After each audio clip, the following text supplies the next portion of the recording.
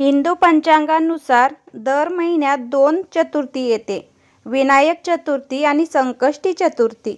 प्रत्येक महिन्याच्या शुक्ल पक्षाच्या 4थ्या दिवशी विनायक चतुर्थी येते, तर कृष्ण पक्षाच्या 4थ्या दिवशी संकष्टी चतुर्थी येते.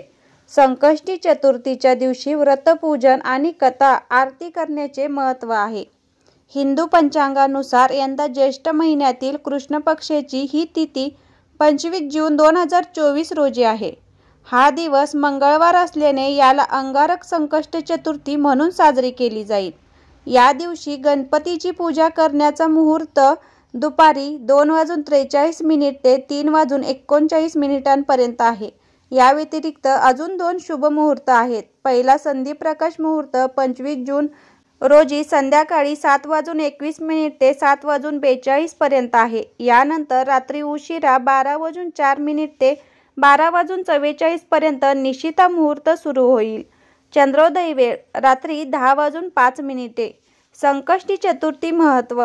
संकष्टी या नावावरूनच कळून येते की संकट दूर करणारी तिथी. हे व्रत केल्याने कोणत्याही प्रकारच्या अडचणी दूर होतात, जीवनात सुखसमृद्धी येते.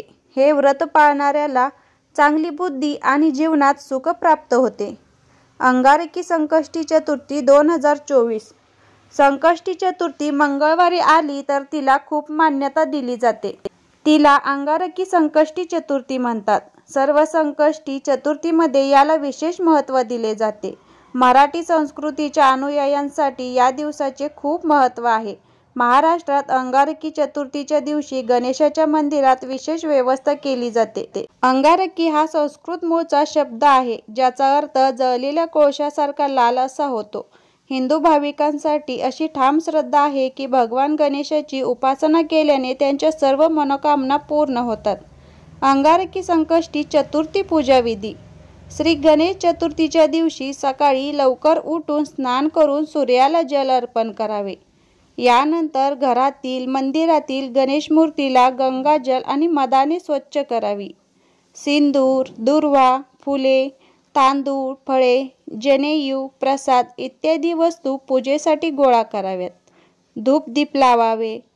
ओम गं गणपते नमः या मंत्राचा जप करून पूजा करावी. मंत्राचा 108 वेळा जप करावा. श्री गणेशासमोर व्रत करून दिवसभर अन्न न खाण्याचे संकल्प घ्यावे. उपवासात फळे, पाणी, दूध, फळांचा रस इत्यादींचे सेवन करता येते. गणपती स्थापनेनंतर अशी करा पूजा. गणपती स्थापनेनंतर पूजा विधिवत कशी करायची ती आपण पाहूयात. सर्वप्रथम तुपाचा दिवा लावावा. त्यानंतर पूजेचे संकल्प घ्यावे. तुपाचा दिवा लावावा. तुपाचा दिवा लावताना गाईचे तूप असेल तर सर्वोत्तम. त्यानंतर गणेशाचे ध्यान करून त्यांचे आवाहन करावे. यानंतर गणेशाला स्नान घालावे.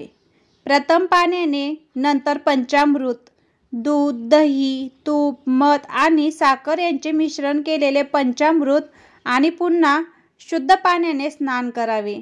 गणेशाचे मंत्र आणि चालीसा, स्तोत्र इत्यादी पठण करावे. आता गणेशाला वस्त्र अर्पण करावे. जर वस्त्र नसतील तर तुम्ही त्यांना नाडा देखील अर्पण करू शकता. यानंतर गणपतीच्या मूर्तीवर सिंदूर, चंदन, फुले आणि फुलांच्या माळा अर्पण कराव्यात. आता बाप्पाला एक सुंदर सुगंधी उदबत्ती दाखवा. फूल अर्पण करताना जास्वंदीचं लाल फूल अवश्य घ्या. नसेल तर कोणत्याही प्रकारचं फूल चालेल. आता दुसरा दिवा लावावा आणि गणपतीची मूर्ती दाखवावा. आता नैवेद्य दाखवावा. नैवेद्यात मोदक, मिठाई, गूळ आणि फळे यांचा समावेश होतो. यानंतर गणपतीला नारळ आणि दक्षिणा अर्पण करावी. गणपतीची आरती करावी. श्री गणेशाची आरती कापुरासह तुपात बुडवून 1 किंवा 3 किंवा अधिक वाती बनवून केली जाते. यानंतर हातात फुले घेऊन गणपतीच्या चरणी पुष्प अर्पण करावे. आता गणपतीची प्रदक्षिणा घालावी. गणपतीची प्रदक्षिणा एकदाच केली जाते हे लक्षात ठेवा. यानंतर गणपतीकडे काही चूक झाली असल्यास माफी मागावी. पूजेच्या शेवटी साष्टांग नमस्कार करावा. पूजेनंतर घरातील गरजू लोकांना पैसे आणि धान्य दान करा. गाईला पोळी किंवा हिरवे गवत द्यावे. तुम्ही कोणत्याही गोट्यात पैसे दान करू शकता किंवा हरभऱ्याची डाळ किंवा पोळी, गवत, गहू, चपाती असं पण देऊ शकता. रात्री चंद्र पाहून पूजा करून हे व्रत मोडावे. संध्याकाळी चंद्र बाहेर येण्यापूर्वी पुन्हा एकदा गणपतीची पूजा करा आणि संकष्टी व्रतकथा पाठ करा. नंतर उपवास सोडावा.